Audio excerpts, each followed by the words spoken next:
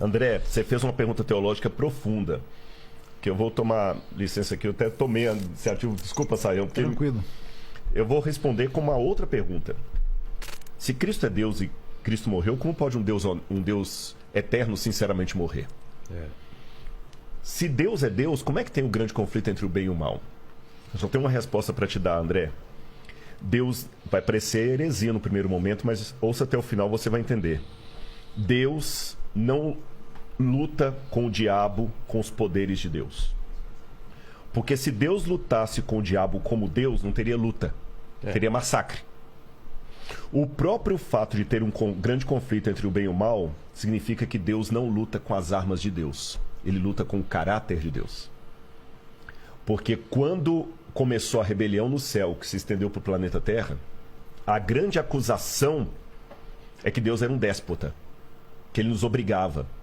E quando o diabo nos acusa, não é só acusar os nossos pecados, como muita gente pensa, não. Ele nos reclama para ele. E como no caso do livro de Jó, que ele falou o seguinte: Jó está te servindo porque o senhor compra Jó, tira os bens dele, eu quero ver se ele te segue. Deus deixou Jó sofrer para mostrar para o universo que Deus não obriga, Deus não é um ditador. E no final das contas, o bem vai vencer o mal, não com superpoderes de Deus, Marvel, mas sim com o caráter de Deus. Porque Jesus, por exemplo, venceu o mal quando ele estava mais fragilizado, na cruz do Calvário. E tem um texto, André, que você deve depois procurar a Bíblia para ler, Filipenses 2, verso 5, que para mim é uma das teologias, lembra que eu falei de cristologia, uma das mais bonitas, que é a teologia do esvaziamento. Paulo fala o seguinte: tenham em vocês o mesmo sentimento que houve também em Cristo Jesus. Porque ele, vivendo na forma de Deus, não ficou agarrado ao fato de ser Deus. Pelo contrário, a si mesmo ele se esvaziou. Aí no grego tem uma palavra que é gnosis, assumindo a forma de servo, vindo viver entre nós, e como servo tendo morte e morte de cruz. Aí o texto continua dizendo: por isso o Pai o exaltou sobremaneira. Ele deu um nome que está acima de todo nome. Quando eu li isso a primeira vez, eu falei assim: peraí, parece que os testemunhos de Jeová tem um ponto aqui. Porque se Jesus é Deus, por que o Pai tem que dar um nome para ele acima de todo nome se ele já tem? A questão é o seguinte: até a cruz, Jesus era Deus por natureza. Mas com o que ele fez na cruz do Calvário, ele é Deus por natureza e por honra ao mérito. Ele é Deus e merece ser Deus. Se tivesse vaga para Deus no universo, o único ser capaz moralmente é Jesus.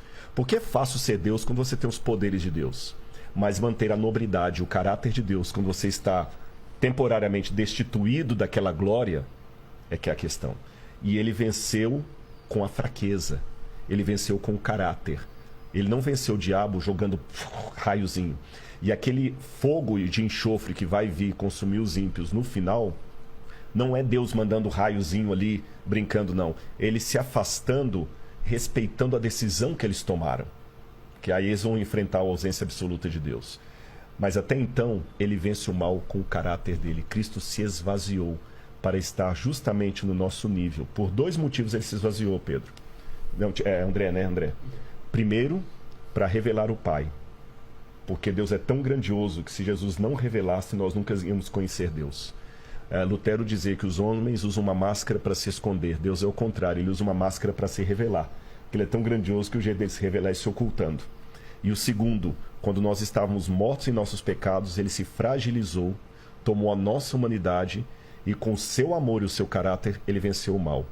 Essa é a maior prova de que ele é poderoso.